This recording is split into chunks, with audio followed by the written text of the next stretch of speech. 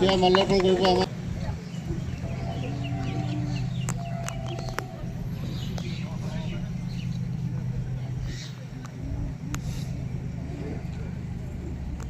এতিয়া মাল্যৰ্পণ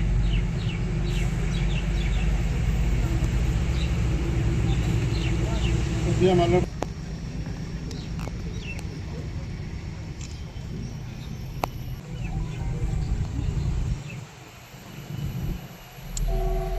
Gitu bilang berasa dulu.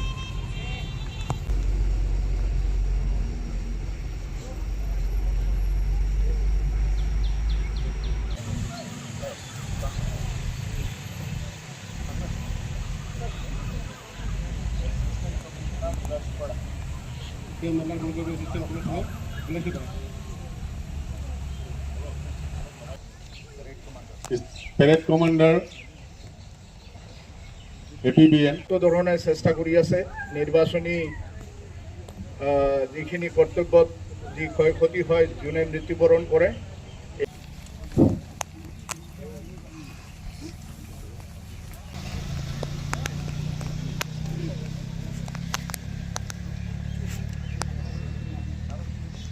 মৌন অৱলম্বন কৰে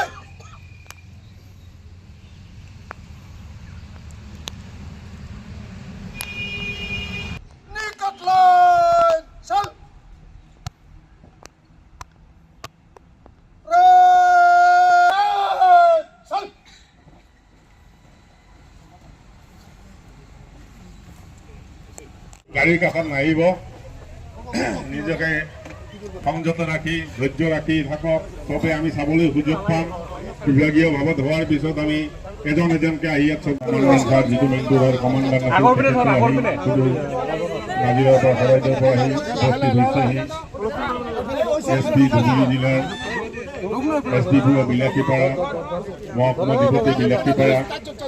আজি অন্যান্য পুলিচৰ উচ্চ পদস্থ বিষয়াসকলৰ লগতে দল সংগঠনৰ ব্যক্তিয়ে ইয়াতে আহি উপস্থিত হৈছেহি গতিকে আপোনালোকে নিয়ম অনুৰোধ মানি কৰি সকলোখিনি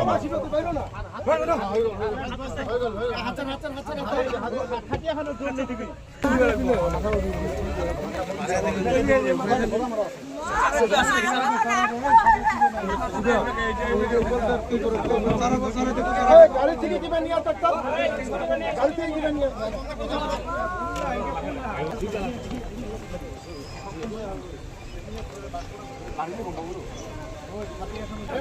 কাটা খাবো রে খাবি আছে ভাইটি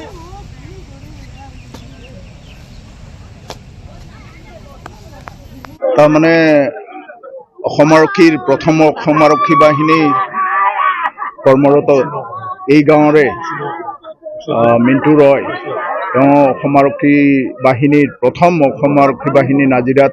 কৰ্মৰত আছিল তাৰ পৰা নিৰ্বাচনী কৰ্তব্যৰ বাবে বিহাৰত গৈছিল বিহাৰত এটা পৰ্যায়ত কৰ্তব্য সম্পাদন কৰি আন এটা পৰ্যায়ত কৰ্তব্য সম্পাদন কৰিবলৈ যাওঁতে যিটো ঠাইত আছিল তাৰ পৰা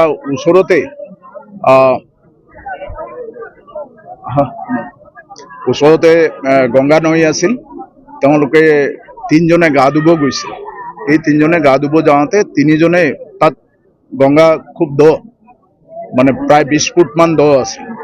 গতিকে তিনিজনে উঠি গ'ল ভাগ্যে ওচৰ চুবুৰীয়া কিছুমান নাৱৰীয়া আছিল তেওঁলোকে দুটা ল'ৰাক উদ্ধাৰ কৰিলে এজন নিপন নাথ সেই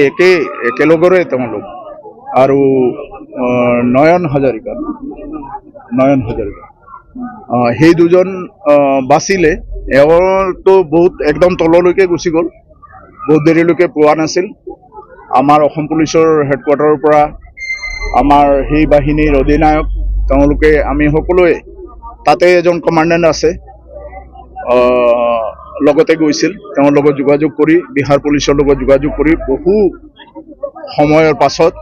এওঁৰ মৃতদেহ উদ্ধাৰ কৰা হ'ল আৰু প্ৰথমে এয়াৰ এম্বুলেন্সত অনাৰ কথা আছিল কিন্তু জোনপুৰৰ পৰা সমষ্টিপুৰৰ পৰা আকৌ পাটনাৰ পৰা দিল্লী পৰা গুৱাহাটী হৈ বিলাসীপাৰা অহা সময় সাপেক্ষ বুলি ভাবি অসম আৰক্ষীৰ ফালৰ পৰা সিদ্ধান্ত লোৱা গ'ল যে বাই ৰোড 14 ঘণ্টাত পাই যাব আমি ক্যালকুলেট কৰি আছিলোঁ টাইম টু টাইম আমাৰ SP ধুবুৰী তেওঁ মনিটাৰ কৰি আছিল, আমাৰ কমাণ্ডেণ্ট মহোদয় তাৰ লগত আমিও মনিটাৰ কৰি আছোঁ। তাত যোনে যাৰ লেভেলত চব লেভেলত চেষ্টা কৰি দেখুওৱা হৈছিল। আল্টিমেটলি আমি ভাবিছিলোঁ প্ৰায় 12টা মানত আহি পাব, তাৰ আগতে আহি পালে। যিয়ে নহওক এইটো এই অঞ্চলৰ বাবে